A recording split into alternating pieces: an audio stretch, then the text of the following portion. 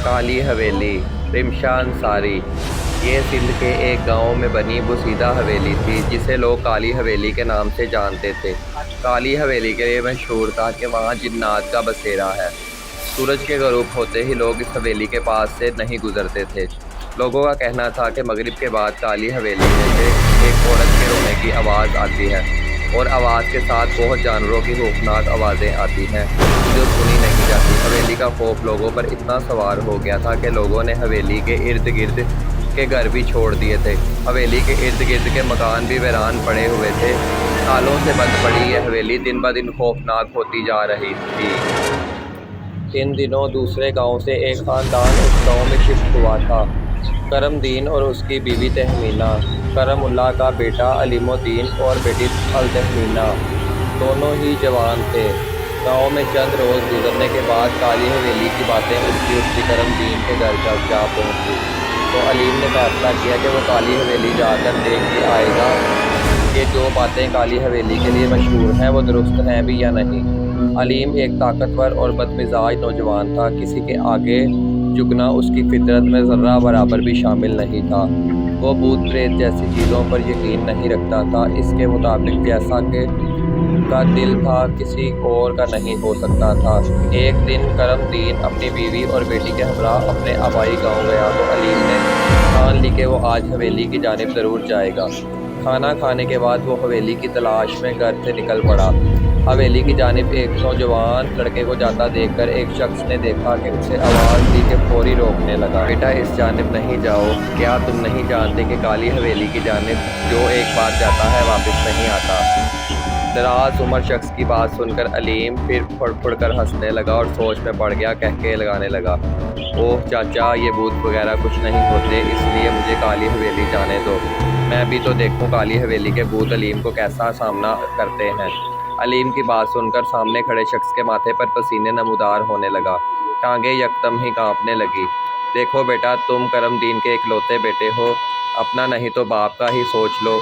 आदमी ने उसको काली हवेली की तरफ जाने से रोकना चाहा था। इतने में ही हवेली का मालिक अपने घर से निकलने लगा तो उसकी नज़र उन दोनों शख्स पर पड़ी जो हवेली की तरफ ही देख रहे थे। वो बड़बड़ाता आगे बढ़ा, भाई लोग, इस रास्ते ना जाना, वापस नहीं आओगे। हवेली का मालिक ने खौफ से कहा तो अलीम ने माथे पर नागवार बल डालकर मालिक को देखा। मैं साबित कर सकता हूँ कि जिन भूत नहीं होते। तुम लोग कहते हो तो यहाँ से कोई वापसी नहीं आता। मैं वापस आकर दिखाऊंगा तुम लोगों को। अलीम ने कतरे चीख के कहा तो आसपास के लोग भी इर्द गिर्द जमा हो गए और उसे समझाने लगे कि ये तो बेवकूफ़ी करने की ना सोचे भी नहीं। मगर अलीम अपने फैसले पर अटल था। कुछ देर बाद जब वो ना माना तो हवेली के मालिक ने दिमाग का ख्याल आने लगे कि मुखातिब हुआ, ठीक है बरखुरदार, अगर तुम जाना ही चाहते हो तो एक काम करो, मेरे पास कुछ कीलें हैं जो मुझे एक बुज़ुर्ग ने दी थी। बुज़ुर्ग ने कहा था अगर ये कीलें मगरिब के बाद हवेली के ठोंक दो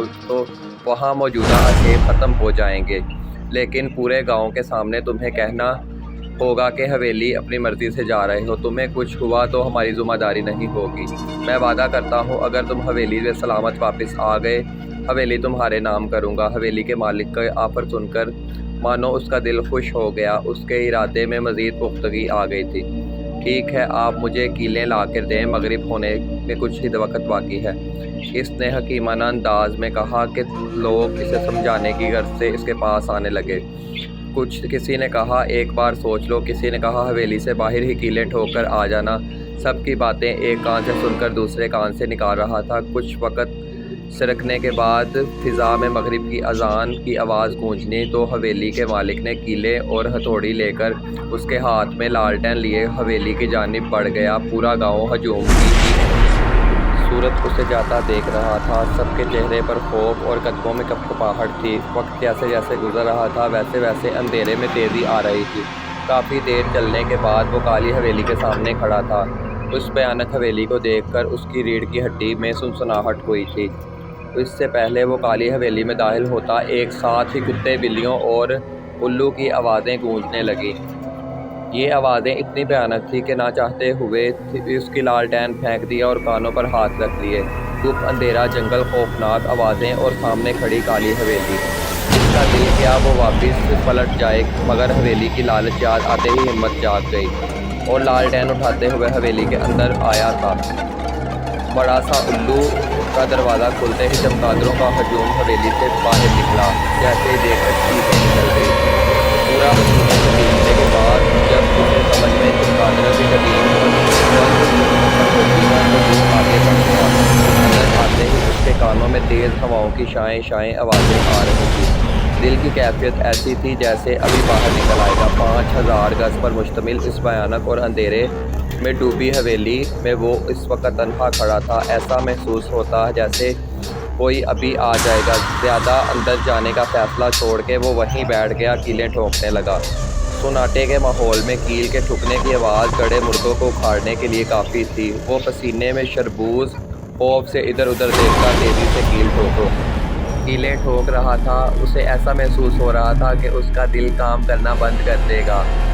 ہاتھ پاؤں کپکپا رہے تھے۔ زمین میں کیل پیوست کرنے کے بعد وہ جیسے کھڑا ہوا تھا، کسی نے اسے پکڑ لیا تھا۔ وہ اپنی جگہ پر کھڑا ہی رہ گیا، آنکھیں باہر کو ابل گئیں۔ چند سیکنڈ بعد اس کی آنکھ، ناک، منہ سے خون بہنے لگا۔ سانسیں بند ہوتی ہی زمین پر گر گیا تھا۔ ساری رات گاؤں والے اس کے منتظر رہے، مگر وہ واپس نہیں آیا۔ اگلے دن کرم دین اپنے گھر پہنچا تو لوگوں سے اپنے بیٹے کے بارے میں پتہ چلا۔ علیم کی ماں کو تیز تیز رونے لگی۔ گاؤں والوں نے کرم دین کو کل کا سارا قصہ سنایا تو وہ اپنی بیوی اور بیٹی کے ہمراہ اس کو ڈھونڈنے کے غرض سے حویلی کی طرف نکل کر گاؤں والوں نے انہیں روکنا بھی چاہا، مگر وہ نہ رکے۔ بھائی کا پیار اور ماں کی محبت کو روک نہ سکے کیے بغیر حویلی تک پہنچ گئے۔ رات کے مقابلے میں اس وقت ماحول بہت پرسکون تھا، پر حویلی بہت عالیشان معلوم ہو رہی تھی۔ دم درود کرتے کرم دین اندر پہنچا تو دیکھا علیم خون میں لت پت زمین پر پڑا تھا۔ تینوں نفوس روتے پیٹتے اس کی جانب بھاگے تھے، مگر وہ دنیا چھوڑ کر جا چکا تھا۔ اس کو اٹھانے کے غرض سے کرم دین نے اسے پکڑا تو دیکھا اس کی قمیض اسی کی ٹھوکی ہوئی کیل میں انکی ہوئی تھی، یعنی کہ وہ کسی جن اسیپ نہیں بلکہ اپنے خوف سے لپیٹ میں مارا گیا تھا۔ اسے لگا اس کو کسی نے پکڑ لیا ہے، اس لیے اس کا دل کچھ سوچنے سمجھنے سے پہلے ہی پھٹ گیا تھا۔ علیم تو جا چکا تھا، مگر کرم دین کو پتہ چل گیا تھا کہ کالی حویلی میں کوئی اسیپ نہیں ہے، اس لیے حویلی کے مالک نے حویلی کرم دین کے نام کر دی تھی۔ کرم دین اور اس کی بیوی بیٹے نے غم کے مارے بیمار ہو گئے تھے۔ گھر اور باہر کی ذمہ داریاں الہینہ پر پڑ گئی تھی۔ الہینہ کماتی تھی، الہینہ ہی گھر چلاتی تھی، ماں باپ کی خدمت بھی کرتی تھی۔ اکثر بھائی کی یاد میں ماں باپ چھپ کر روتے رہتے تھے۔ ایک دن شہر سے ایک بڑی کمپنی نے گاؤں آ کر کالی حویلی کو 2 کروڑ کے عوض خرید لیا تھا۔ اب ان لوگوں کے دن پھر گئے تھے۔ الہینہ کو کام کے لیے نہ باہر جانا پڑتا تھا، نہ گھر میں کام کرنا پڑتا تھا، بلکہ وہ شہر میں ایک اچھے ڈاکٹر سے اپنے ماں باپ کا علاج کروا رہی تھی۔ ایک دن اسی ڈاکٹر فرقان نے اسے اپنا ہمسفر بنانے کی پیشن گوئی کر دی اور خوشحالی قبول کر لیا۔